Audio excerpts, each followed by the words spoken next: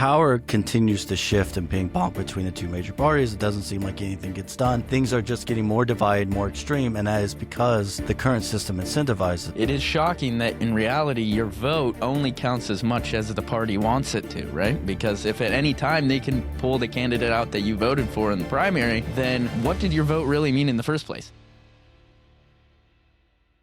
Welcome back to the Independent Voter Podcast. This is Cara. I'm here with Shawn and Ethan from Independent Voter News. We're going to talk about Graham Platner today and what's going on with the Senate race in Maine. We're going to talk a little bit about Lindsey Graham, who just passed away, and discuss a little bit about maybe that there should be an age limit on all federal government employees. So let's get into it. Do you guys want to talk about Maine a little bit? A lot is going on in the beautiful state of Definitely. Of Well, Maine. you brought up Graham Platner earlier, and I was just going to say that Shawn's beard is looking almost as impressive as Graham's today. I'd like to commend him on the grooming. I don't think I would be compared to Graham Platner. Now, let's not. This is why look. I'll be honest, because I've seen myself, and I'm like, maybe I should shave after all this, because I don't know. It's like that. There's that SNL sketch with Brett, like the Brett Kavanaugh SNL sketch where Matt Damon is, and they do this. He's like, of course, rest in peace, Lindsey Graham. But Kate McKinnon was doing Lindsey Graham, and Oh my God! you comparing Kate Brett, McKinnon doing, yeah, oh God. yeah, comparing Brett Kavanaugh to Bill Cosby, and Matt Damon playing Kavanaugh's like, please don't compare me to Bill Cosby, please don't. That's how I feel right now. Like, don't let the beard make me, Well, because I heard that Platner, like, he was selected to be a candidate just. Some Gen Zs or millennials were like, "Oh, we really like the look of this guy." Yeah. Really oh like my the God. Sound So, of him. yeah, They looked at the look and the sound. They were actually looking for a lobsterman, right? Yeah. And so instead, they found this guy who farmed oysters. And Ethan, you're exactly right. It's these two kids, pretty young. I guess they're in their mid-20s, who went and knocked on Graham Platner's door and said, "You should run for United States Senate against Susan Collins." And he was just, almost, I guess, arrogant enough to believe that this was possible, even knowing everything that he knew about himself and how he had conducted his life prior to that knock on the door. But yeah, I mean, do you think it gives all the beards? I think you should shave, Shawn. I think you don't want to be. I think it might be the type of beard. It's that close, like short shaven beard that may be the problem. But what I will say is, as long as you don't have a Nazi tattoo, Shawn, I don't. No, never. But what I will say, yeah, wow. And there's a lot of people who thought, well, that should have been where his campaign ended, was the whole Nazi tattoo thing. But we shared a clip of Paul Rieckhoff, right, on the media talking about this. One of the things they went over was this interview with the people who didn't do the vetting. They hired the firm to do the vetting, which apparently was this half-assed attempt at vetting from this firm that I don't think they said the name of the firm, but they asked these people. So did they mention anything about the Nazi tattoo? How about the Reddit post? And it's the most awkward thing, because there was a horrific interview, I have to say. Like, horrific. Oh my God. They needed to get press briefed on their own press briefing, right? Yeah. Either they needed better media training, or just the short and simple, explanation was Graham Platner was barely vetted at all going into this. He wasn't vetted. He was not vetted, or barely. That's exactly right. And so what happened was the press vetted him, right? I mean, running for U.S. Senate, it's not a picnic. It's not. It's you do get vetted. You do get asked the hard questions, and people do come forward and talk about things that happened in your past. And it's a good thing that it all came out, and it all came out. It's really interesting, in time for the Democratic Party to use this obscure section of election law to, in fact, replace the person who had just been elected with 71% of the vote. So right now in Maine, they're going through, the Maine Democratic Party is empowered by Graham Platner, who gave up his right to run by sending the Secretary of State a letter. She's actually running for his seat now, but anyway, he went through the motions of doing that by 5 p.m. yesterday. And now the Democratic Party in the state of Maine has until the 27th of July at 5 p.m. to come up with a new candidate. So they have had to come up with this whole new process and have a whole new election for who's going to get on the ballot. And just found out that they're not going to use ranked choice voting, which is really a shame. They're going to use this other kind of sort of runoff voting that seems more like a where the delegates have to vote again and again and again. It's going to be 600 of them apparently, and they're going to be all meet in Bangor, Maine. So it's a vigorous competition. I think there's at least 7 people in the race. They all have to get 500 signatures each. And then they're going to be able to elect, I guess 113 people are going to elect the other 500 people who get to come to the party.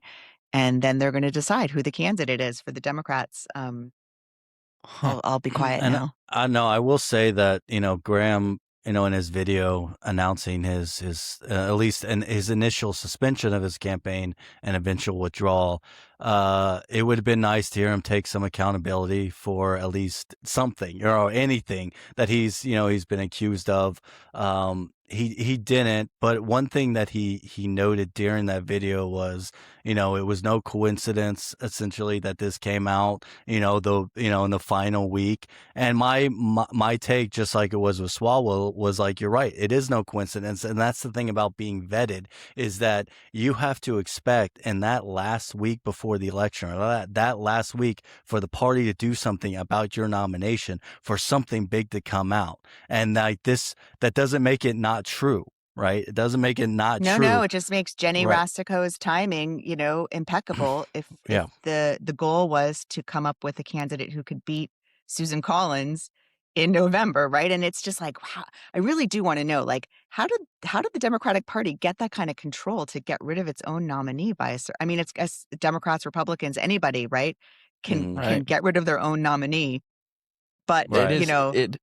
It is shocking that, in reality, your vote only counts as much as the party wants it to, right? Yeah. Because if at any time they can pull the candidate out that you voted for in the primary, then what did your vote really mean in the first place? It's essentially just your opinion. Yeah, and it and was certainly- record turnout yeah, too, you guys. and it certainly makes Yeah. the case further for a nonpartisan election model, because I mentioned Swalwell. Well, Swalwell exited the race, and it was the voters who got to decide in California who was going to be the top 2 candidates in the general election. Obviously, we've talked about how, now is the time to expand the number of choices that you have in November to 4 or 5, but you can make it's a stark contrast between California, where ultimately it was the voters of California, all voters had an opportunity to weigh in on who the or who the candidates were going to be for the governor's race, versus in the Senate race in Maine, it's now the party that is stripping the right of voters away, making the this record breaking turnout that they had in the primary mean nothing, and then they're going to have their own party members choose who the nominee is going to be that voters get to decide from. And well, my position on this going into is, if they really wanted this to be the open and inclusive process that they promised, while all this was going on, then they would have included independents, since, independents can vote in the primaries. in Well, Maine. that's the thing, Shawn. I mean, you're pointing out sort of the fatal flaw of the whole, I don't know if it's fatal, but Yeah.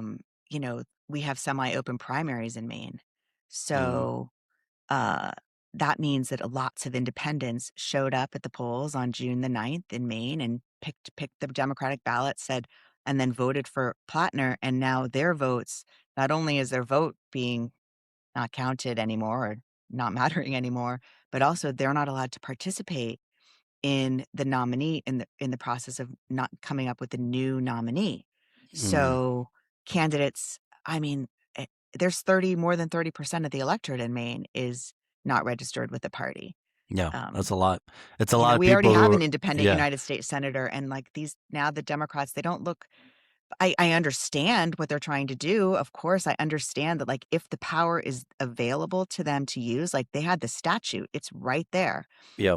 It's lawful what they're doing. It's completely legal what they're doing. But in a way, it's like who engineered it so that statute was there to begin with? Mhm. And of course, always in our political system, we always talk about this on the podcast, like they always use whatever power is available to them. They Yeah. don't leave power on the table. Yeah. if they can use it. And I say they, and I still don't know exactly who I'm talking about when I say they. But in Maine, The there's, establishment. the establishment, but it's like in Maine, it's like who really is the establishment? Because you have now a race for Yeah. this, for this birth. And the race is between Troy Jackson, who is the former Senate president who served 2 decades in the legislature, has his entire caucus behind him. Full disclosure, I'm a huge Troy Jackson fan. I think Troy Jackson is kind of like Graham Platner without The the baggage. oysters and without the Nazi tattoo and without, he's got a lot of the same, I wouldn't say charisma, but definitely heart and earnestness. And, he was endorsed by every single labor union in Maine, which is like No. unheard of, right? Well, he's But that then same there's type of Shenna Bellows yeah. and there's this Nirav Shah, right? And then there's the governor, right? The governor of Maine, who got sort of, pushed aside by Graham Platner. She was Chuck Schumer's anointed candidate, right? And so she's definitely playing behind the scenes. She doesn't want Troy Jackson, right? She wants her person. If it's not going to be her, then she wants her person. So this is all going on. It's super interesting. It's definitely someone you have the feeling that people like Chuck Schumer and people like Janet Mills, they want someone who's not that that progressive populist that we're seeing. I wouldn't call like in particular, they for sure don't like Troy Jackson because he has stood up to them over and over, even within the party. Like he's a bit of he's a maverick. Like think of John McCain in Maine if he was a logger. But speaking of loggers, you guys, one thing that I did read, which I thought was super interesting, is that if Troy Jackson were to be elected the next United States Senator from Maine, he would be the only senator with truly a working class background. The only one out of 100. Which is like, wow, that means like they might have worked, some of those people might have worked like part-time when they were in college as a waitress or a server or something like that. What about Fetterman? What's his background? It's not working class, Okay, they're all very privileged. They all come from very, privileged So like you're saying, it's Platner without Jackson's less performative. That could benefit someone like Jackson. And honestly, if you are the Democratic Party and you are looking to beat Susan Collins, then someone like that, someone who is from the working class, someone who understands what the average American is going through right now, working in a medium income job or however much loggers they get paid. But obviously, Americans are struggling right now. They have to fight for everything. They have to fight for everything. Yeah, they have to fight for everything. Obviously, and they have to ruin their bodies to do it, and they're unsung heroes, right? And right. Americans have so much more that are concerning them right now than election security, which is another thing why I think like Trump keeps missing the mark on some of the stuff, is that there's so much that Americans are concerned with right now. And that's why I think people like Graham Platner were so popular, is because people looked at them and they saw someone who was the average American, someone who was your average Joe, who had that working class background, who was talking about actually solving problems. And if it wasn't for his own problems, he would have been kind of the ideal candidate, I think, for Democrats right now, because he also had appeal with independents. Because I think even Troy Jackson had said this in a previous interview, because Troy is someone who has a record of winning in deep Trump country and in he's deep from Aroostook County, right? Yeah, he's from he's from a Republican area, and yet as a Democrat he wins because Troy was saying, if you actually speak to voters and you speak to their needs and you speak to actually working towards solutions that will solve what they're concerned about, then even someone in a deep red area will vote for a progressive, or a deep red, or anyone who's willing to speak to them directly and speak to those needs. So it does, like we've talked about with Mike Madrid and with other guests on the podcast, like it seems like the majority of voters now are just leaning towards what's going to cause the most change, the most disruption.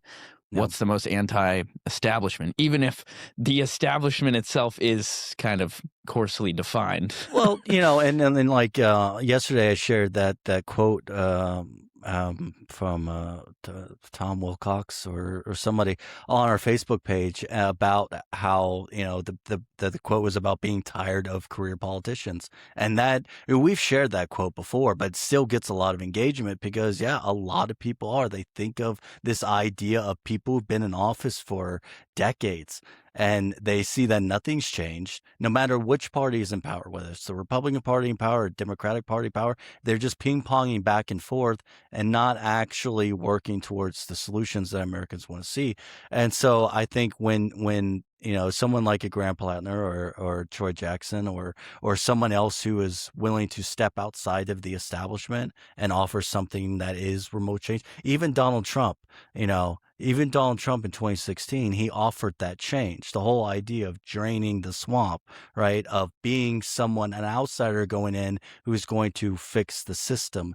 That attracted a lot of independent voters to Trump in 2016. And too bad it wasn't true, though, right? I mean, too bad the only swamp that's getting drained is that reservoir thing that he ruined. Well, obviously people will have drained again. People have their opinions of Trump, but the fact remains is that really ever since Obama in 2008, hope and change, right? All these candidates that focus on high energy and bringing something new and something different. That's Graham Platner, right? That's that high energy. Yeah.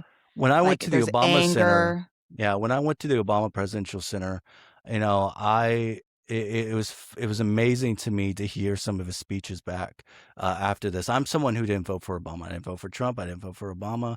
But looking back at his presidency, he was somebody who spoke to the greatness in other people as opposed to his own perceived greatness, which I thought was really what a lot of people liked about even Republicans. I talked to Republicans who look back at Obama's presidency a little bit more fondly these days. I saw a poll recently. He is the most popular politician in the entire country.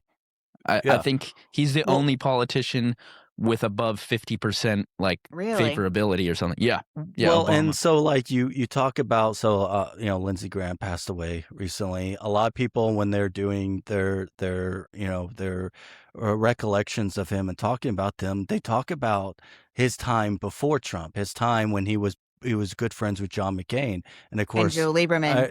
And everyone remembers. Three amigos. Yeah, everyone remembers when Obama was running for president. John McCain, standing up for him with honor and dignity when someone tried to call him a radical Islamic, whatever it was. Mm-hmm. This was we thought Americans were divided then.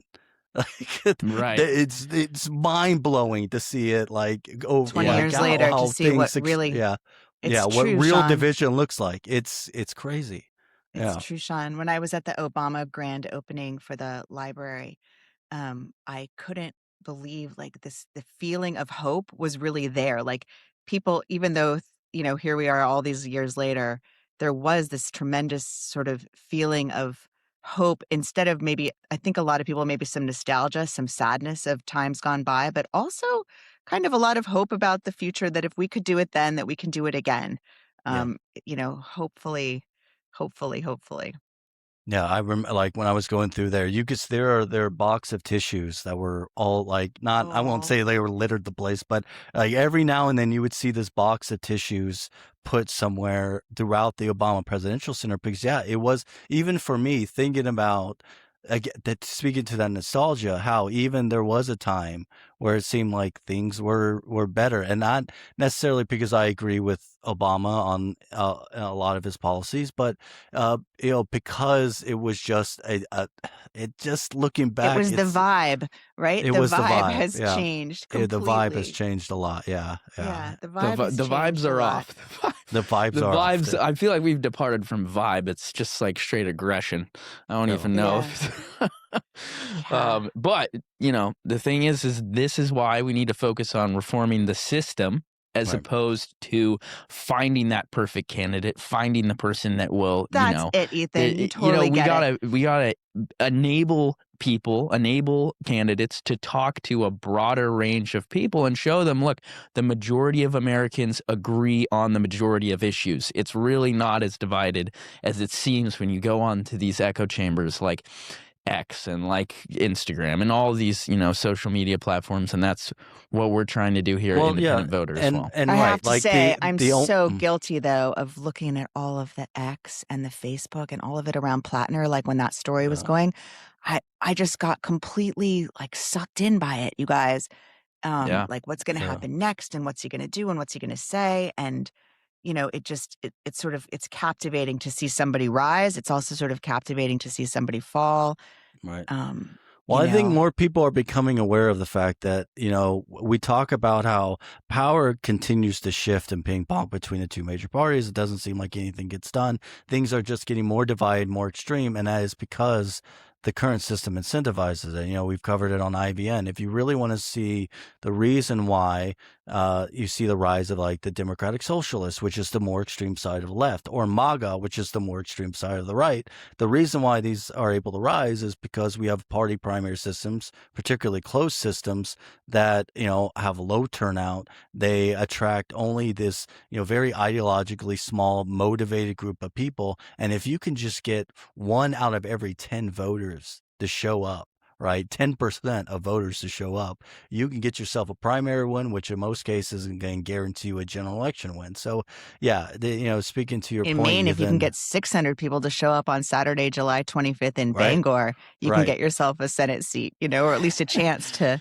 go up against Collins in a year. What I heard that Maine is like a plus 14 Dem state now. Like, wow. Good luck, Senator Collins. Like, if they get a nominee in here, you're going to have a real run for your money. With the level of dissatisfaction with Republicans and Trump in Maine, like, whoa. So who knows what's going to happen? He wasn't the senator, by the way. Lindsey Graham wasn't the senator I was expecting to see an obituary for. I was expecting to see it for Senator McConnell. Oh, I saw the notification on my phone. I literally didn't read the full thing. Like, I thought it was about McConnell. And then the next day I looked and I was like, oh, 71. All that mystery. Think about the mystery behind it. Like, and they almost it almost seemed like the death of Graham, and people have noted this too, but it almost seems like the death of Graham kind of pressured McConnell's people to be like, okay, we have to come out with some proof of life photo or something, because speculation was But speculation was, it was very much, and again, this has been said before, it was very much like a hostage photo, because he had today's newspaper, or that day's newspaper from the Washington Post. It was the sports section of that day's Washington Post in there. But it's crazy. Oh, like, really? They did it with the date, so they could make sure he didn't hold it. He didn't hold it up like this, like you would see in like Austin. But he had it off, and you could see it. But there's something like, it's so weird because McConnell isn't the only member of Congress who's disappeared recently because of some medical issues. Congressman Kane was gone for, he had medical issues, and he was gone for months and never told anybody where he was until very recently. Those people who are not being represented by, there's a lot of, we've got votes, Yeah. But this is why there should be term limits, you guys. I mean, come on. Or at least just age limits. I mean, that's what I mean. Age limit. 75. 75. Because, I mean, and then is McConnell 84? How old is he? At least. Now? At least. Yeah.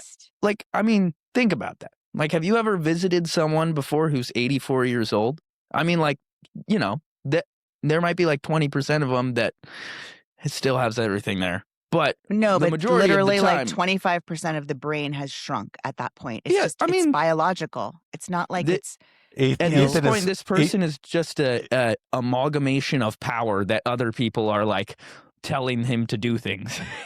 Ethan is making sure to push out our older audience here. He's just like, hey, we love you, all of you, but no, everyone. The older audience knows as well. They're the ones who are like, if I was there, they say to themselves that they want younger people. Well, and it's we asked the question about SCOTUS, right? We when SCOTUS had made their final rulings toward the end of the last term, I posed the question on Facebook. I just said, because it's the end of the term, we're having this conversation again. Do you support or oppose the idea of Supreme Court term limits? And there were a number of people who said yes, but there were also a number of people who said, I don't necessarily support term limits, but I do support age limits. Age limits, yeah. Yes, and which to me, I think that is kind of a term limit, but it's you're not It is, but being it's like, removed because of an end of a term. You're being in. Yeah. I mean, let's just put his age in like the context of history here. Like if he's 85 years old, let's say instead of being born in the 1900s, he was born in the 1800s. That would mean that if right now the civil rights movement was happening in 1960, that he would have been raised by people who were born before the abolition of slavery. So, like, think about that now. He is, let's see, like. before the abolition of slavery, before women Right. were allowed to Right. vote, before. So, like, I mean, like, having. There's no way that just he can place himself in the context of your average American voter these days. And there's nothing wrong with wisdom. There's nothing wrong with, garnering knowledge over all those years. But it's simply impossible that he would be able to operate in a way that's, conducive to the majority of Americans' interests. I don't see how that's possible. Well, and like when you think about, going back to the Supreme Court for a little bit, the founders intended for the Constitution to be a living, breathing document, right? They understood that each generation was going to have its own challenges, its own issues. And so I don't know if it helps to have people have lifetime appointments who are old enough to remember what life was like 50 years ago, or, even further back than that, right? It's like, because times change. Obviously, our society has changed. And I mean, personally, I don't know about that, but it's a conversation for another time. But Term limits, maybe that'll be the or age limits. That'll be the new defining issue. I think term limits would certainly be better than just expanding the court, as some people have suggested. We just need to add more justices. Like we need more of them. No, thank you. It's fine. 9 is good, but I think the age limits thing is really. I think you're onto something. And if you had it just be across the board, like every single federal job, every single job where the taxpayers, like all of them, right? Even if you're a general. If you're a Supreme Court justice, if you're a senator, if you're a congressman, congresswoman, 75. And I wonder if because women live longer, I wonder if women should be able to serve till they're 75, Right. knows, I mean, it's an interesting problem because, you can't necessarily rely on like a cognitive test. Like that doesn't necessarily, there's no like one overall barometer for where someone is at mentally at a certain point. But how could at least most people under 60 would say that, like, to have someone that's 85 years old at operating at the highest levels of our government. Well, yeah, and like someone who's been in office for half a century. Like the president is 80, right? I mean, and you've watched Trump, and look what happened to us with Biden, right? President Biden. Right. So, well, we'll see what happens. Do you guys think it's possible? So Lindsey Graham was only 71. He just turned 71 on Thursday.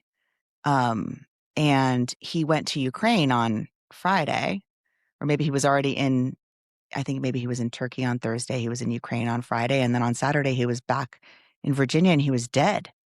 And I know it was sort of like a coronary arrest, but given what a huge proponent Graham, like Russia hates Lindsey Graham. I'm just going to say it. The Iranian, like we're in the middle. This is Trump's really good friend. I just wonder, like, he just has this heart attack. Saying something happened in I mean, did something happen in Ukraine? Did something? I mean, I don't know. Maybe it's just a coronary arrest, and that's because he ate too many French fries. No, I mean, you're talking again. It's you're reaching a certain age where you're more vulnerable to succumb to things like exhaustion and illness and things like if he'd just gone back to Ukraine. Lindsey Graham had one of the most stressful jobs in the Senate, I would imagine. He just kept work. Yeah, it's true. Yeah. Well, I was going to say, and he had to take a phone call from the president every day. That's stressful. Yeah, or just golf with him.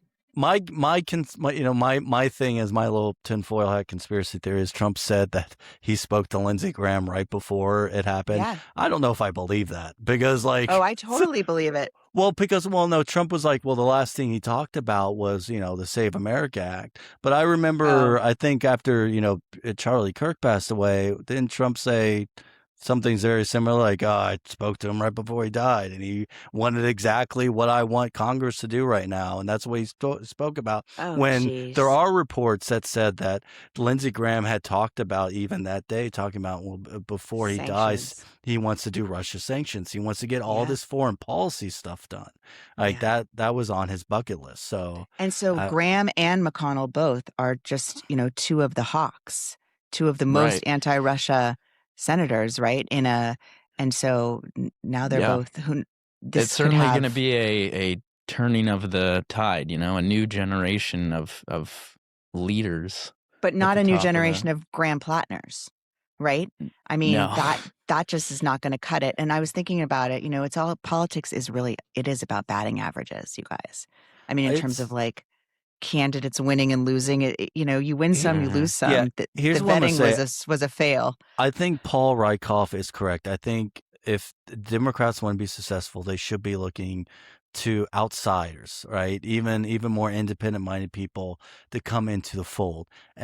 But they need better vetting, and they certainly shouldn't let groups like Our Revolution do the vetting, because clearly they're not doing a great job at that at all. Wait, They did Our Revolution do the vetting of Graham Platner? It was people. So it was like the people associated with them, right? Because it was like there's this whole group of grassroots people who are trying to recruit people like the Graham Platners and then the Osborns Are they all out of trying to recruit? Nebraska. Is it socialists? Is it DSA? Or are they just trying to So I pick off think with seats? I think with Platner, it was more of that. They wanted to find this worker with a story, and even I thought one of the as much as you say you like Troy Jackson, Cara, I think one of the missteps he had post Graham Platner was saying, I knew about, I heard about the the Nazi tattoo and all this other stuff, but I was really taken in by the story. That's not a good. To me, that's not a good excuse. That's not to keep supporting someone. I don't know. But I mean, none of Like, those people who went to the polls and voted for Graham Platner on June the 9th in Maine, none of them knew that he was about to be credibly accused of rape. oh no, Right. no, of course not. So, But yeah, like, they all have they all did for sure know about the Nazi tattoo, though, guys, and they all knew about troubling behavior for sure, and they knew about the Reddit posts, and they knew, and they voted for him anyway, and they'll get It's to live with yeah. that. It's an interesting conflict of kind of, the left is known for canceling people, and yet when there's someone there that seems to kind of, support their ideals and be kind of a vehicle to move forward, it's all kind of pushed to the side, which is, Ethan, what do you think what- about that? That's like so astute, that analysis. That's exactly right. You're exactly on. So, like, what do you really Yeah. think about that? Like, what's to be done about that? Yeah, I mean, that's the problem, is the whole cancellation. The internet cancellations are not they're not an institution, actually, No. which is interesting when you think about it, right? Because the Democratic Party, they have these systems to eliminate candidates. They're supposed to vet the candidates. They can, like we've talked about, they can, kick Platner out of the nomination if they really want to, if he gives them the okay. But these online, the online kind of court of opinion is just not very deterministic whatsoever, right? It's completely based off of the emotion and the feeling of the crowd. And I guess I would say that I think if you are going to be someone who cancels people for any variety of things, some videos that they had in the past, a tattoo, like, apply that rhetoric across the board. Like, Yeah. apply your filters across the board, and make sure that you're holding yourself to a certain standard of, like, okay, I'm gonna cancel this person even though they're even though they support Medicare for all. Right. I was gonna say, one interesting thing about the whole DSA is we've talked about how Trump kind of uses the backlash from his enemies as a way to energize his own base, right? He'll say course. something, and then the Democrats fire back like, I can't believe you said this. And that with the DSA, it is the backlash to them from the establishment Democrats Yeah. that kind of harnesses the energy, right? When Mamdani came in, you have Cuomo, who is, much more center, much more establishment, and people kind of fed off of this energy of like, look, he's making them angry. It's a pickle for the Democratic Party of like, how do we support someone while at the same time not making not making it obvious? There's no doubt that the DSA has certainly learned from MAGA in a lot of ways, including in how to take advantage of low turnout primaries and including how to basically back flawed candidates and not care about all their flaws. I mean, just basically, again, it's about power, right? It's there were a lot of people on that DSA side who said Graham Platner should just stay in. Like he should, if MAGA is going to do this, if Republicans don't mind it, they don't care, they're going to keep the candidate in, then we should just do the same. And I'm going to be honest, I think, if a couple of months down the road, all that stuff probably would have blown over. Voters would have forgotten about it, or at least not been thinking, having it front and center in mind. Because again, voters have concerns. They have their own problems they want addressed. Yeah. And none of them have to do with like Graham Platner's past or sex life. Right. You can't claim to be on the moral high ground on one issue and then, move way farther down on another. I mean, to me, but I agree. I think if you are going to claim the moral high ground, you need to live with that. So stay up there. Obviously Graham Platner exiting the race and calling for him to exit the race was the right thing to do, in my opinion. And I think, to see that consistently on both sides of the aisle would be better and great.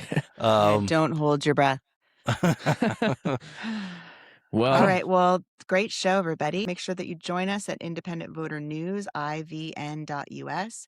Follow us on Spotify or wherever you listen to podcasts, on Apple Podcasts, Independent Voter Podcast. What else, Ethan? YouTube? Exactly. Yeah. And if you're on YouTube, definitely hit the subscribe button. Definitely hit the like button. Turn on post notifications so that you understand and you are informed every time that we upload. And also leave a comment down in the description or down in the comment section if you want us to give our opinion on something that you're interested in, or tell us where we're wrong, because that's what being an independent is all about. Thanks, everyone. This is the Independent Voter Podcast, sponsored by the Independent Voter Project and produced by Olas Media. Remember, you can always find the Independent Voter Podcast or the How It Really Works series at ivn.us. Follow and subscribe at olasmedia.com.